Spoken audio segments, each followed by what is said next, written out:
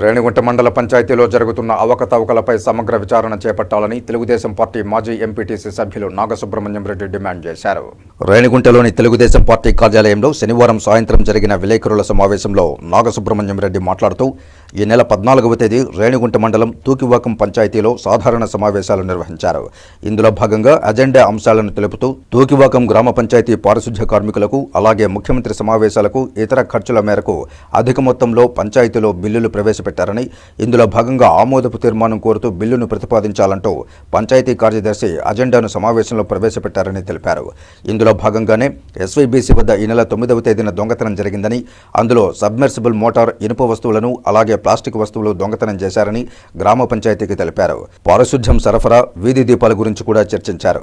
ఈ కార్యక్రమంలో రేణిగుంట తెలుగుదేశం పార్టీ మండల నాయకులు Munichandra Reddy, Subrahmanyam Reddy, Mahaboob Basha, ward member Srinivasulu, Dhanamma, Telugu Desam senior నాయకులు పుష్పనాథం, వెంకటమునిరెడ్డి, తూకివాకం వార్డు మెంబర్లు పాల్గొన్నారు.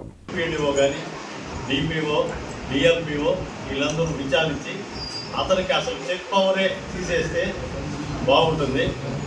తర్వాత ఈ దొంగతనాన్ని కేసు ఫస్ట్ పోలీస్ స్టేషన్లో ఎఫ్ఐఆర్ చేయాలి. అది చేయకుండానే మేము అది అజెండాలో పెట్టేయాలి కాబట్టి అది పద్ధతి కాదు. దీన్ని సమగ్ర విచారణ చేసి ఆ వాచ్మెన్ ఎక్కడ ఉన్నాడో అతన్ని ఆచూకీ కనుక్కొని నిజ నిర్ధారణ చేయాల్సిందిగా సూచిస్తున్నాను. తర్వాత ముఖ్యంగా మన రేణిగుంట మండలం తెలుగుదేశం పార్టీ అఖండ మెజార్టీతో 7,000 మెజార్టీతో ప్రజలు ఆశీర్వదించారు సుధీర్ రెడ్డి గారిని. ఈ రాక్షసుల పాలన అంతమొందించి మన నిజమైన రావణ పరిపాలన వస్తున్నది. ఇందులో సీఎం గారు ఎప్పుడు వచ్చినారో తారీఖు మెన్షన్ చేయలేదు. ఏ సీఎం ఎప్పుడు వచ్చినారో వివరాలు లేవు. శానిటేషన్ వర్క్కి ఆడిట్ అబ్జెక్షన్స్ ఏవి ఉండవనేటువంటి చిన్న లోపాన్ని అడ్డుపెట్టుకొని 1,70,000 రూపాయలు ఖర్చు చేయడం జరిగిందని రాస్తున్నారు. 1,70,000 రూపాయలతో శానిటేషన్ వర్క్ ఏం చేసినారు?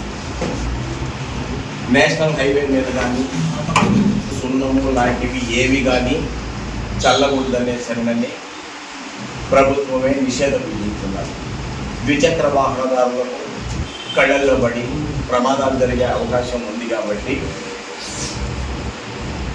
అలాంటి అభ్యంతరాలు ప్రభుత్వం తీసుకొని బ్లీచింగ్ చల్లడానికి నిషేధించింది. మరి అలాంటప్పుడు శానిటేషన్ వర్క్కు మాత్రమే 1,70,000 రూపాయలు ఎందుకు ఖర్చు చేసినారో వెంకటేశ్వర స్వామికి మాత్రమే తెలియాలా, మా పంచాయతీ కార్యదర్శికి మాత్రమే తెలియాలి.